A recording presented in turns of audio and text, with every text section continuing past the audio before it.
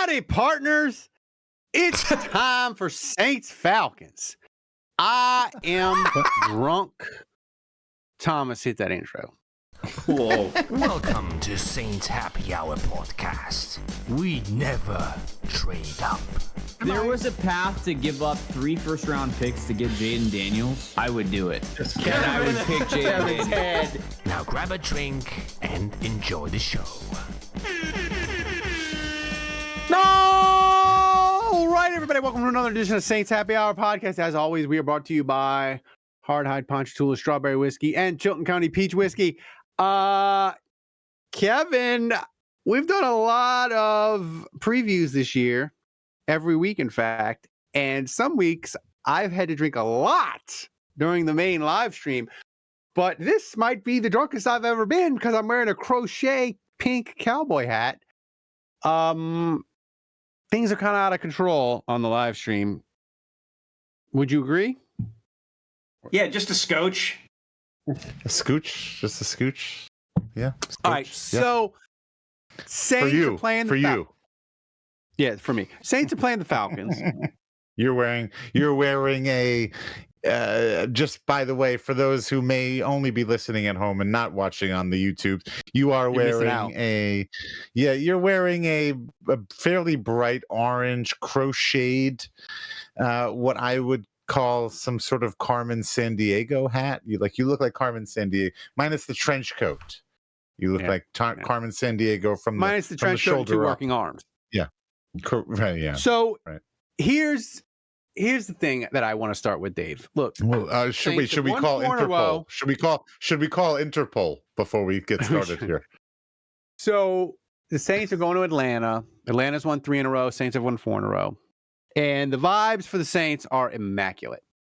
Like, Tyler Shough has changed everything on a dime. We feel great. We're going into the offseason feeling wonderful. But how much does Sunday's game, how much of it is going to affect our mood and feelings going into the offseason and take like catastrophic injuries out of it? Like, how much does the Saints win? How important is it for our offseason vibes? Dave, did he ask you first? No, he didn't ask anybody. It's an open question. I think he said. No, we'll go for it. Oh, he did. I think he did, but it was a long question. You know. It was a long question. It was a long time ago. Look, I actually have 2 answers to this question. My serious answer to this is no, I don't give a shit, because I do believe that we are. Tyler Shough is the guy. We're ready to go. Let's prepare for next season. Let's build around Tyler. And we've got a great coaching staff, and obviously these are Kellen Moore, Staley, these guys. This is the coaching staff to obviously put these guys together, and so we can trust them. Let's go. Let's do this. But my unserious answer obviously would be no. No way. Let's go. Wait. What was the my unserious what was the question? The question is, like, how does the Saints result Sunday? Like, if they win or if how many calf drops did you take, man? Does it hurt the vibes going into the offseason? Yeah, my unserious answer is, thank you for reminding me. My unserious answer is, this is the most important game in Tyler Shough's career, and everything rides on this, because he's already lost. One of his 2 losses from the season was against the Falcons, and he was abysmal in that game, and so he's got to avenge that. Yes, and like I've said multiple times now in multiple big shows, this is like college football. This is like LSU, Alabama. Like, I don't give a shit if you go fucking 17-0 in the regular season, or sorry, 15-0 in the regular seation. If your two 16-0. losses are losses are to the Falcons, your rivals, or if you go in college football, if you're LSU and you go 11-0 or whatever, but your one loss is to Alabama, that I don't give a shit. That's unacceptable. So, serious answer. Like, look, Tyler Shough has one. He's got one game left. I'm gonna let him chill out, relax, whatever he wants to do for this last game. He's fine. He has earned himself 100% starter duties next season. But non-serious answer, no. This is the Falcons hate week. We need to get this win. Like, get on board, buddy. If you're a real Saints guy, this is what we do. We beat the Falcons. Get your shit together. That was a very long-winded answer. I'm sorry. It was. I'm sorry. I forgot what the question was halfway through it. It was Kevin S. It was. It was Kevin S. Kevin, It was listen, Kevin we S. always You're want to right. beat the Falcons. Yes. We always want to beat the Falcons. So Does I'm not anybody gonna disagree say with that? Like, Did I nail I'm that? not going to say we're rooting am I right? for loss. The thing is, though, does the fact that a Saints loss might get you year 3 of Raheem Morris and would get you a last place schedule, does it make you not worry about winning this game as much as you normally would? I mean, the third place schedule or the fourth place schedule doesn't matter to me. It just doesn't. If Because Carolina wins and the Saints win, the Saints finish second in the South, by the way, for those scoring at home. I'm not. So it's almost like. So here's the thing. If so then that means I guess we have to root for the Bucks. So if the Bucks win, it's Bucks first, Carolina second, Saints third, Falcons fourth. Yeah, if the Bucks, I'm assuming the Saints win. That's right. If the Bucks, you want to root. Also, too, if you want to root for the Bucks, because if the Bucks win, then Saints, Atlanta, the Bucks need the Saints to win the South, which is really weird. So the Bucks winning, and then having their whole season come down to Tyler Shough needing to beat the Falcons would be what's funny is the Bucks and the Bucks fan base, I would say, likes to try to pretend that there's a rivalry, or they're like the little brother trying to instigate something, and then for them to have to suddenly turn around and say, "Come on, Saints, actually do something. Come on." That would be amusing. I think best case scenario is Bucks win an ugly game over Carolina. Bryce Young looks just good enough that Carolina sticks with him. The Bucks decide to stick with Raheem Morris because they won the division. Atlanta, and then the Saints brutalize the Falcons. Like, I'm fine with the third place schedule. Even if Carolina wins, I think I'm still fine with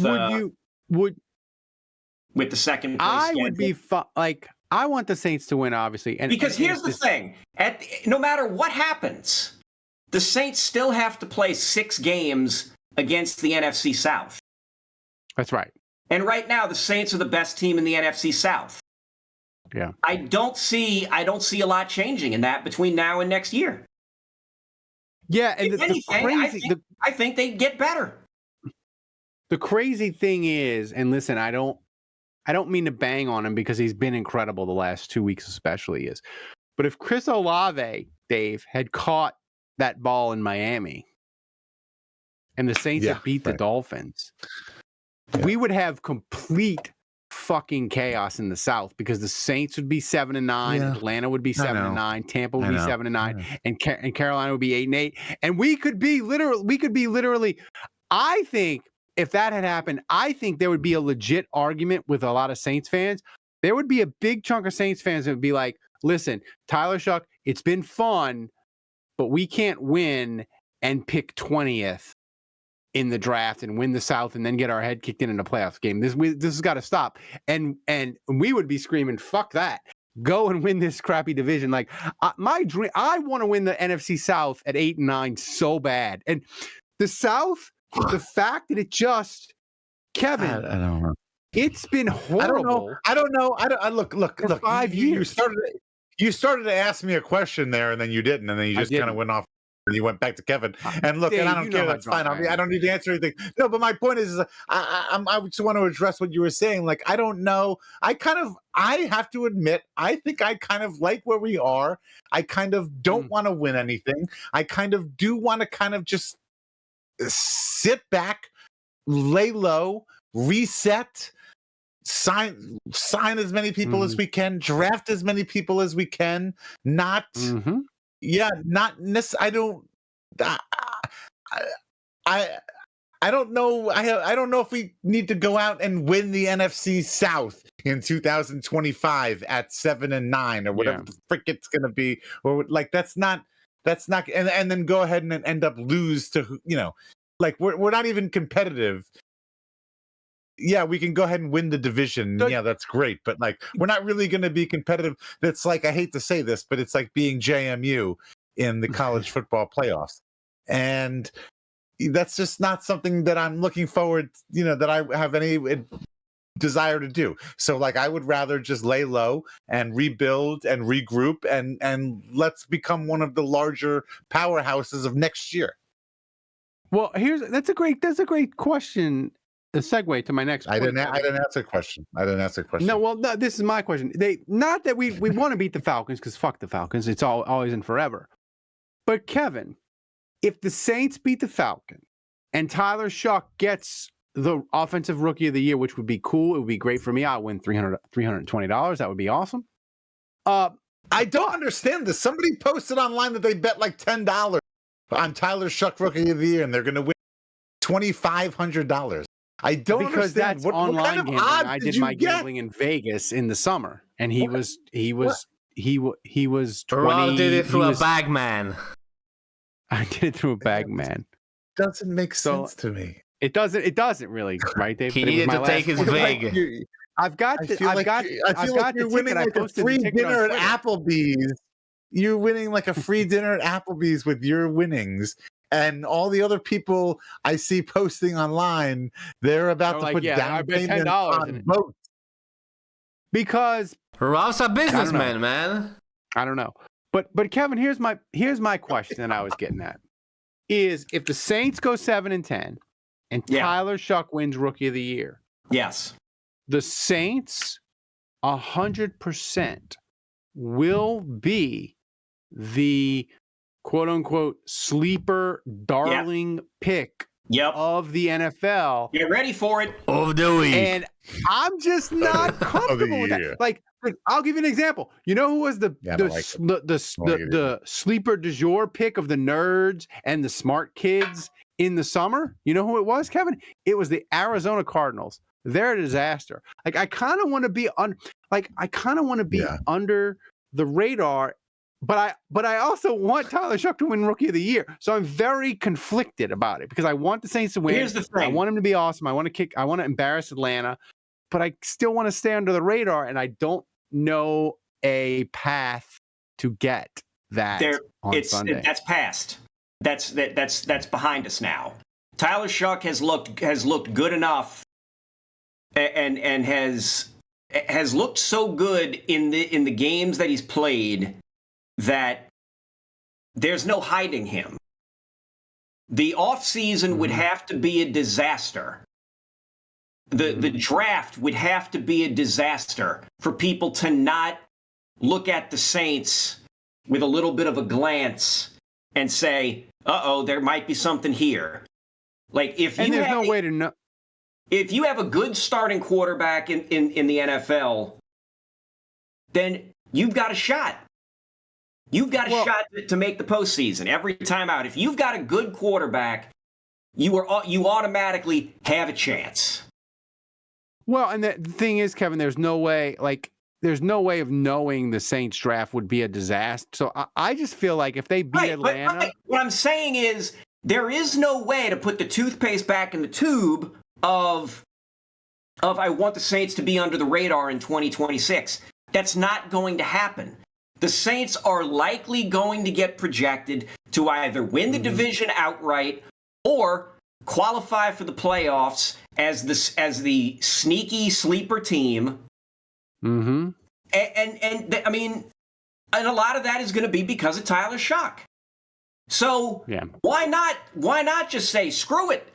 Tyler Shough, 350 yards passing, 2 touchdowns passing, 1 rushing, and it's just a complete domination of Atlanta. Like, I'm talking by the 4th quarter, the entire stadium is either disguised as empty seats or it's a bunch of New Orleans people who made the drive or made the flight to Atlanta. Like Dave, that's what it should look like in the 4th quarter. I would rather that. Give me that. Dave, because him not winning or him having an underwhelming game and losing Rookie of the Year, that's not going to change what people's expectations are going to be for next season. So win Rookie of the Year. If Shough Norris was quarterback of the Saints in 2019, Bill Vinovich would have thrown a flag for pass interference on Nicole Roby-Smith. Dave, if the Saints humiliate the Falcons, it's the ultimate. It's the ultimate. You know what? You know what, Ralph? You know what, Ralph? Let me compliment you. That's the ultimate Shough Norris. That hat really brings out the rosacea in your cheeks. Thank you. So here's another concern, Dave. If the Saints humiliate the Falcons, Raheem Morris is fired. He may be fired anyway, because, Kevin, I feel like when somebody hires consultants, which the Falcons have done, whenever you hire consultants, it just means you've hired somebody. You want them to tell you Shough Norris is the flavor of Hubig's pie. To do. That's right. But so I feel like Raheem Morris is probably fired anyway, but I would really like him to get a 3rd year. This is like, you know what? I feel like this is maybe Kevin, correct me if I'm wrong, since Ralph is incredibly inebriated. I feel like this is deja vu from like the Mike Smith years. Like, I feel like the last year of Mike Smith, we were saying the same thing. We were like, intoxicated or something? We love having Mike Smith around because he's so bad and because we think he's an advantage to us as Saints fans more so than he is to the Falcons as their head coach. And I honestly, I feel like it played out, because in the last season of Mike Smith being head coach, he was a disaster against the Saints. And it went very well for us as the Saints and as Saints fans. So to me, this is kind of like, I feel like we are kind of in that same honey hole here that we were years ago with Mike Smith, where it's like we like the head coach of the Falcons because we think he's really bad at his job, and we want to keep him around. That's what you're saying, Kevin. Before we get to a couple of patrons' questions, I want to ask you this. And this is a serious football question. If the Saints or the Falcons go ahead and fire Terry Fontenot, should the Saints send Benson 1 to pick him up in Atlanta, fly him home, and welcome him like a conquering hero because he did the job that he was sent to do with the Falcons? I think you should. I mean, maybe you don't want to make it that obvious, but I think maybe you you tell him he's got he has to take a private flight, but secretly his seat is upgraded, so he's right in the front. He can get off and get on first.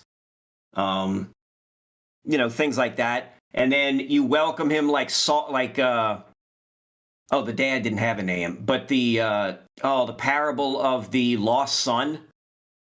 I think what is it, right? The one who goes off and acts all frivolous and then comes back. The prodigal son. The prodigal son. Well, you were shithoused and somehow pulled that out. Well done. The prodigal son. What the hell is Kevin talking about? Is that the Bible story? He's talking about the Bible, you heathen. Yeah, I know, but like when he was trying to get the right name, what the hell, man? Is that with Macaulay Culkin and? No. You're thinking of The Good Son. It's way better. Yeah, that was a movie. The movie is way better. Way better. Yeah. The prodigal son returns. Yeah, the prodigal son. So you act like he went off and did a bunch of nonsense and you just welcome him back with open arms. So you're not making it obvious like you're celebrating a job well done. You're just like, oh, thank God you're back.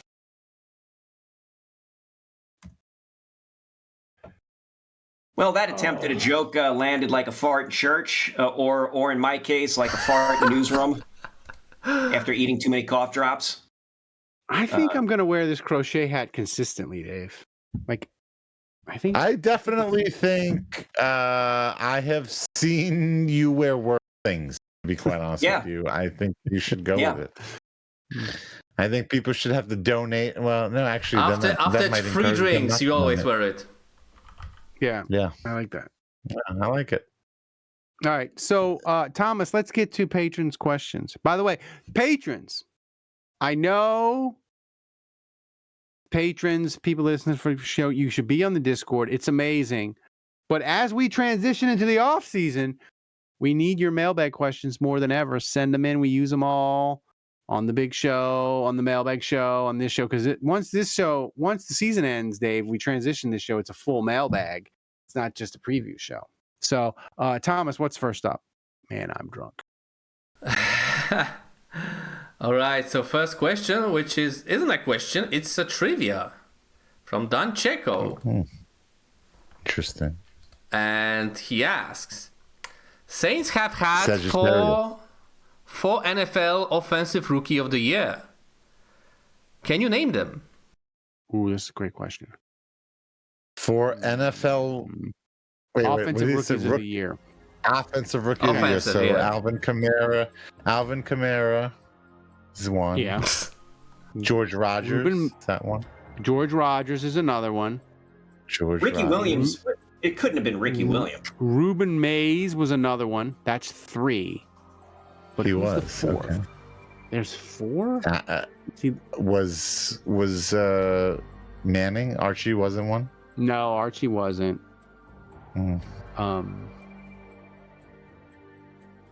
Off because Lattimore won Defensive Rookie of the Year, but he's not often. Correct. Correct. So that's 3. So there's one more, and then we're thinking that that Tyler is going to be the 5th. Yeah, Thomas. Who is it? We're missing one of them. Who would be the last one? Yeah. And that's correct. You should be missing one of them because Budrich corrected Don Checo that we had 3, not 4. Oh, you got it right. But I left it on purpose. The question as original, so to see if you tried to trick us. You tried to trick us, and we couldn't be tricked. That's right. Next question from this time not a trivia. From Saints Rabbit, the usual suspect. He posted so many questions. I had so many to choose from. He's a legend. He posted like 10 questions, man. You don't get all of them. You don't get to ask. Unfortunately, I want to give everyone an equal chance. Is this current squad on the field the best non-playoff Saints team in franchise history, or is this recency bias? Kevin, it's a great question. It is a great question. That might be recency bias, though. You got to go instantly to the Drew Brees years. because you've got a Drew Brees as your quarterback, and I'm thinking, God, any of those I don't know. 2007, None of the 2008 teams, non-Drew I Brees don't know. playoff teams. None of the non-Drew Brees playoff years struck me The as like a defenses were good so team. bad. I know that. I got some answers though. So ahead, here are the go, things. go. The Drew Brees non-playoff teams, none of them jump out, with maybe the exception of, I want to say maybe was it 2008?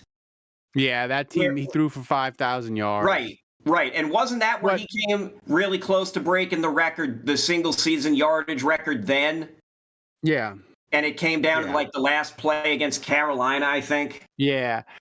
I'll say this. You got a couple options. You got the 1988 Saints. Yes. They were 10-6. They were 9-3 or 8-3 or whatever. They had a really hard last month. They finished 10-6. The Rams, the Saints, and the 49ers all finished 10-6. The Saints lost the tiebreakers. The Rams and 49ers went to the playoffs. That's a potential team.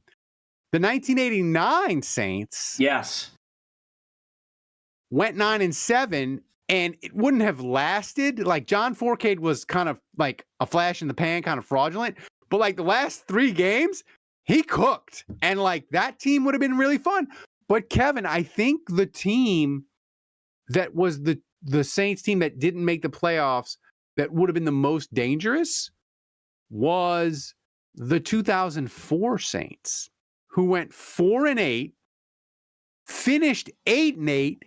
And I remember the last game, it was like the Saints are playing Carolina, and basically the winner is going to go to the playoffs unless these like 4 weird things fucking happen. The winner of this game is going to the playoffs, and they're going to play in Green Bay. And like all the weird shit happened, and the Saints didn't go, and they played Carolina. And that Saints team at the end of the year was playing really good, and they got really healthy. And it ended up, Minnesota ended up 8-8 and got to go to the playoffs and went to Green Bay and kicked the shit out of Green Bay. I think that 2004 team, if they would have got in, like they would have gone to Green Bay and kicked the shit out of the Packers. Like that team was really good and really fun. And the crazy thing is, Kevin, that was kind of a moment. We didn't realize it at the time. But I think like if that 2004 team, if they get into the playoffs and win a playoff game, I think the whole history of the Saints has changed, because the Saints would have been like, we can't fire Haslett after Katrina. He just went 8-8 and won another playoff game. We can't fire him because of the Katrina year. So, like, I think Doug Bryan missing that field goal for the Jets against the Rams kind of was like a, what do you call it? Like a sliding, like a butterfly effect. Yes, like sliding doors. Yeah, sliding doors moment. Or serendipitous. Right. Yeah. No sliding. Well, doors. serendipitous. Yeah, I don't know if it's accidental. I mean, maybe it's accidental if you look at it. But I want people to know, because people are going to do YouTube comments and they're going to say Ralph is totally hammered. I want people to know these are the shots. These are the shots that I did in the live stream. That's 6 of them. It's a lot. I mean, that was a lot, and I look, I have to say this out of just total utmost respect. After all of that, you are still pulling up out of your brain.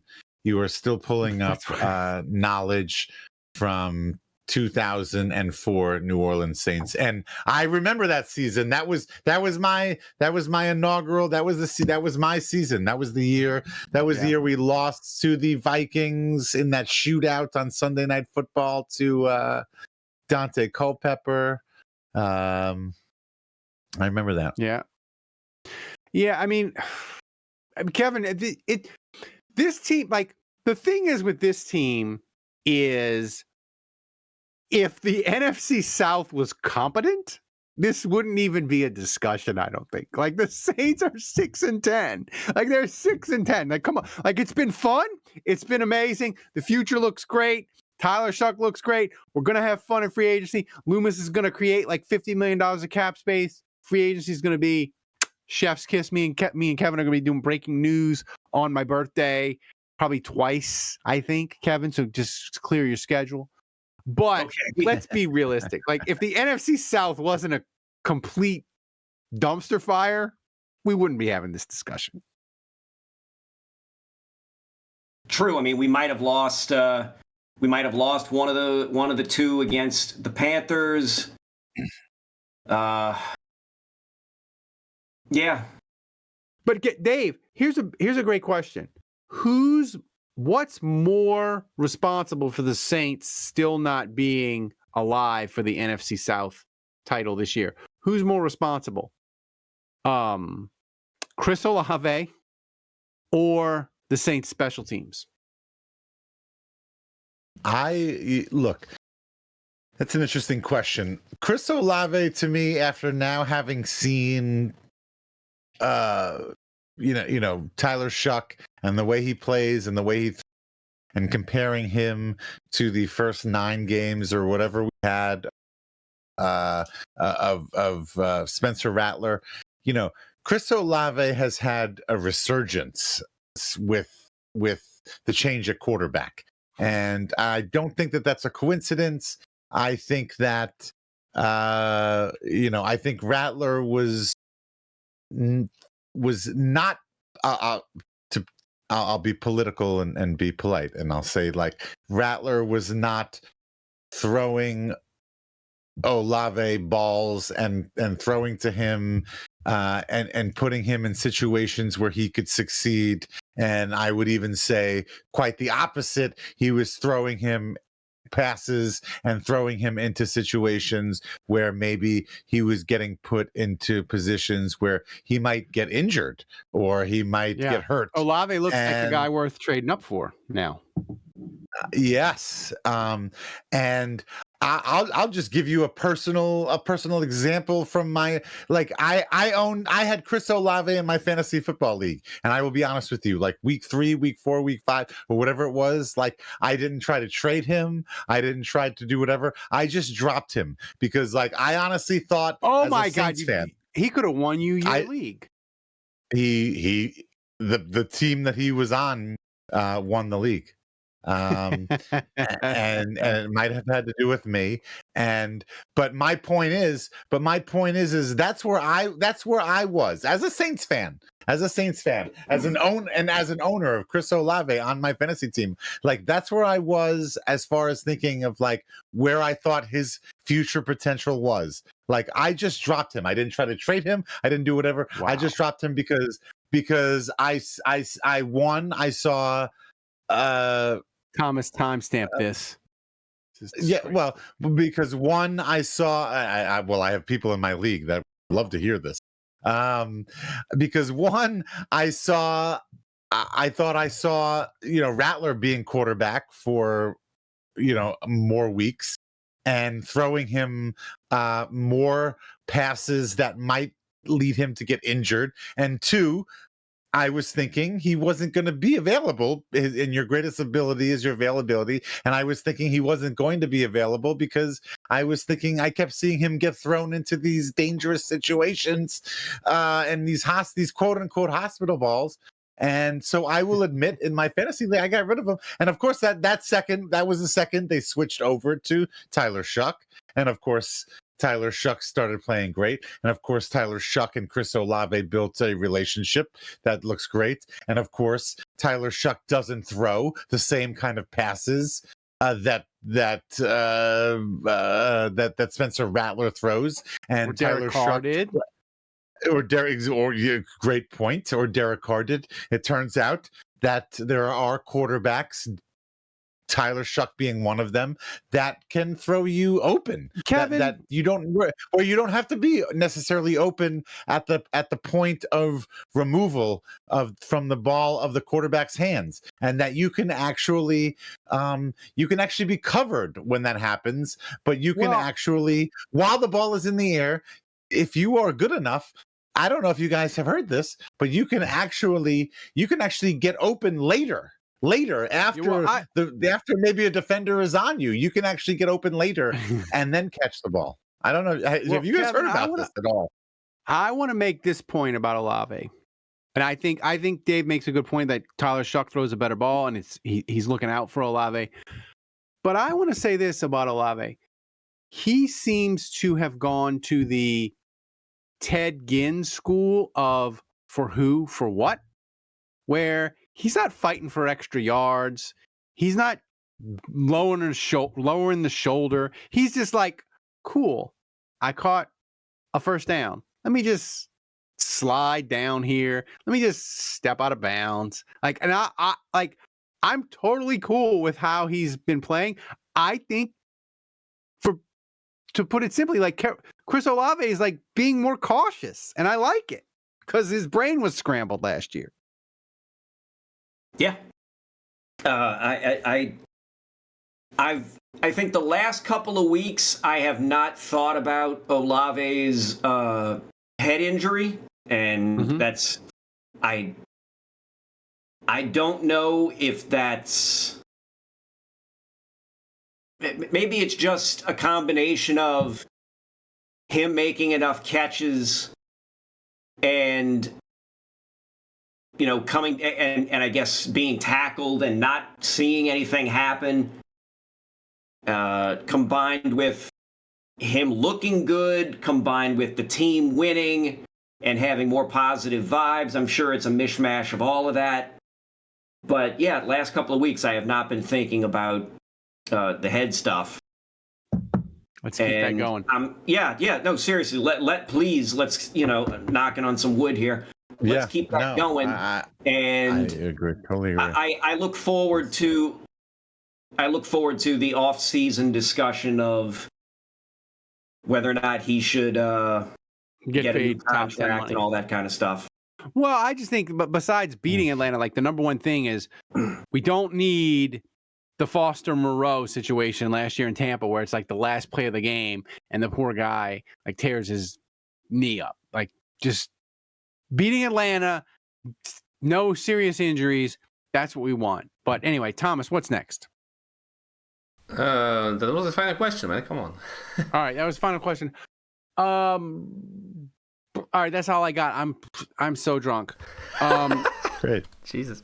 Awesome. I want to say that's I don't know what else to say. Tom, just listen. It's fine. We're gonna be here after the post game show Sunday at about 3:30. We'll do another show. The Saints will be 7-10. You gotta wear that hat though. I will. Well, it'll be audio only, but it'll just be for me and you, Dave. And if Saints, how about this? If Saints win, you're wearing that hat on the next video broadcast of the show. Done. If the Saints get to 7-10, I will wear the Carmen Sandiego knit cap. I'll make this commitment to you, Dave. I will wear this hat every Tuesday until the Saints lose. I will wear this hat every Tuesday until the Saints lose. Now we're talking. So, all right. Thanks to Kevin. Thanks to Dave. I really wish I remember the words to Kevin. Do you remember the words to that the song, the theme song? No, all I remember is I remember the rhythm of it. So do I. But I remember they gave a shout out to Seoul, South Korea. That's it. Something in South Korea. I'm gonna give out a shout out to all the patrons. We love you guys. Sign up if you're not a patron. It's amazing. In the world is Carmen Sandiego. Diego. Until next time, the bar is closed. All right.